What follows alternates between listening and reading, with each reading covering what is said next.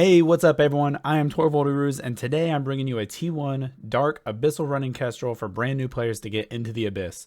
This fit is alpha friendly and accessible from day one if you have used the referral code and got the 1 million skill points to go along with that. If you haven't used the referral link and are in need of one, you can use mine that'll be linked in the description below. Here you'll see all the skills you need and where to put that initial 1 million skill points. The skills you see here are on a character that is less than 2 days old and has successfully ran multiple tier 1 Dark Abyssal sites.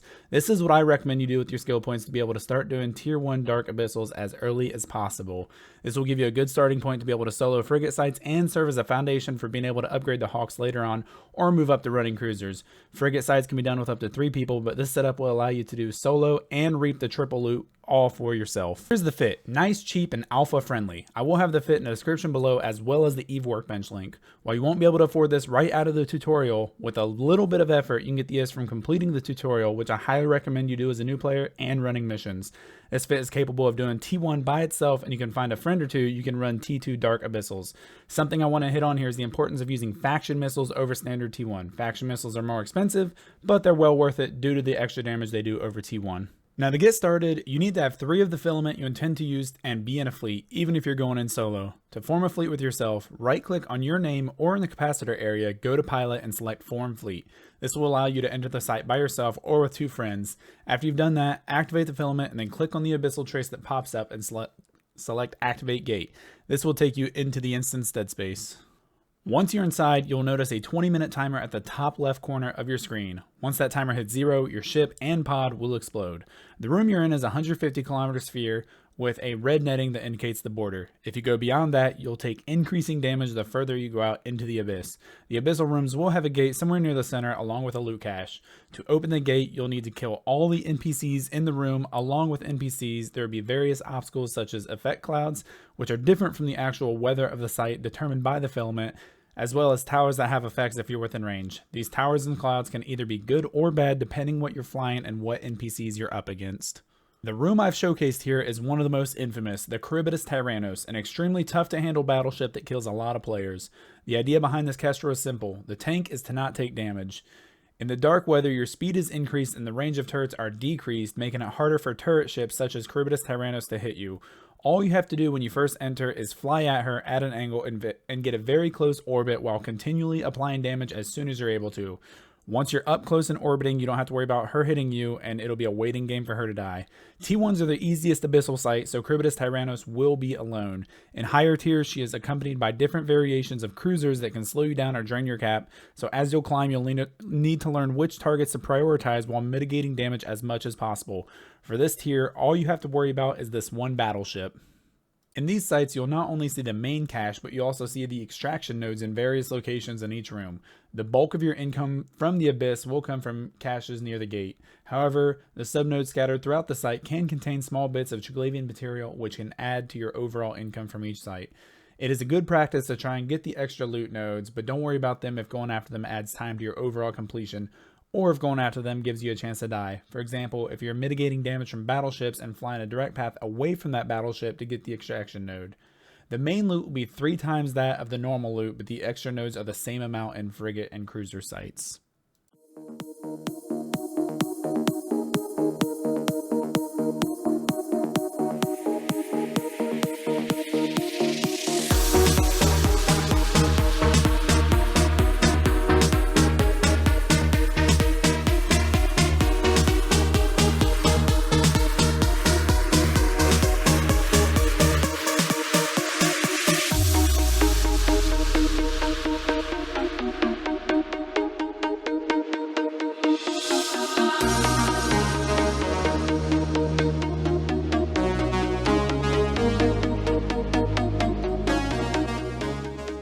The next site I want to show you how to handle is the Triglavian Battleship, the Leshak Room. Triglavians are the mysterious race of Eve's version of aliens that inhabit the Abyss and is what brought us to the Abyss.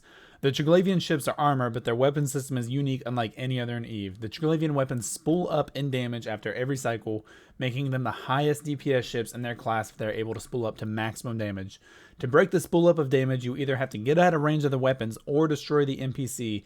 Even though this sounds scary, you can do the same thing in this room that you did in the last. Use your small signature radius and speed to avoid taking the damage. Even if the disintegrator misses, it still spools up in damage. As long as you're right on top of the Leshak and orbiting, you shouldn't take any damage.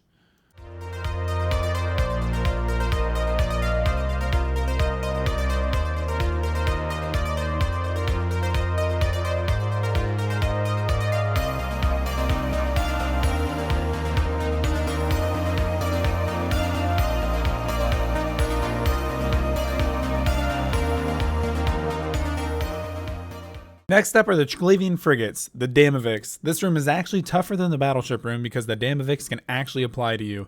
Not only are they dealing damage, but they're also remote repping each other. It's very important that you shoot Faction Nova missiles at these NPCs because time will be an issue here if you're not shooting the right damage type. Another thing to note that'll help is to fly around the blue cloud, which will increase signature radius of everything within it. With an increased signature radius, your missiles will apply better, doing more damage. If you find yourself taking damage, fly directly away from them to get out of range of their weapons, which will reset the spooled up damage.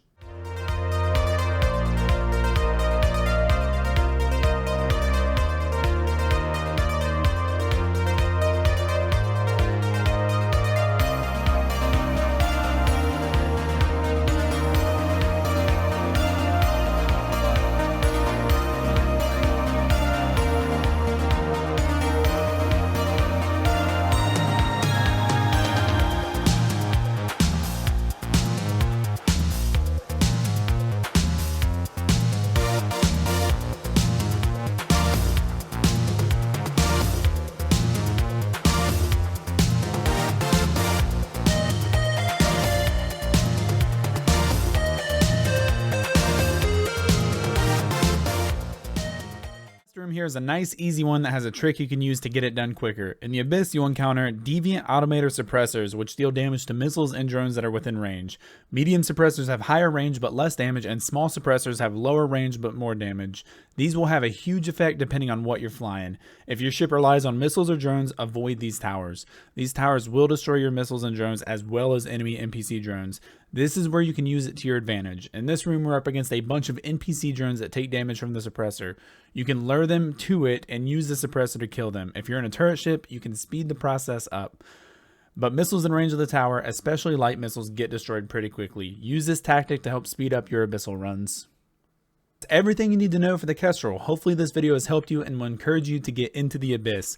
This is a great starter ship that you can get in pretty quickly and rely on to make a good amount of income while you're training skills and learning how to live in EVE Online. Thank you for watching. If you want to see more, be sure to check out my Abyssal Guide playlist as well as liking this video and subscribing. If you have any questions or concerns, let me know in the comments below or join the Abyssal Lurkers Discord that'll be linked in the description below. Best of luck to you in the Abyss, and I'll see you next time.